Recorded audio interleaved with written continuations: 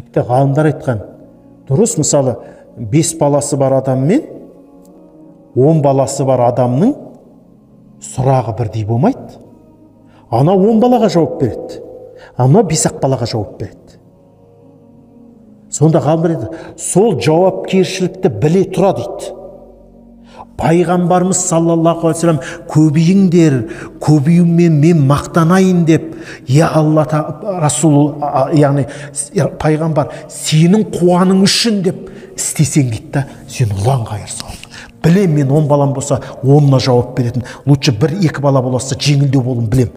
Бірақ біз пайғамбарымыз қуанышыншы қиямет күнде үмметінің көптігімен деп 10, 15, 20 бала туғызатын болсаң, саған ұлан айыр сауап беріледі. Алланың жәрдемі келеді сол кезде. Сонда мен ұлан қайыр Құран жаттатайық, хадисін оқытайық, мұсылман екен тарихын, мәдениетін үйретіп кет, иншалла ол жаман болмайды. Жаман болмайды. Мені бізге қақ жолды көрсетті, бабаларымыз исламды ұстанды, мүмкіндігінше насихаттады.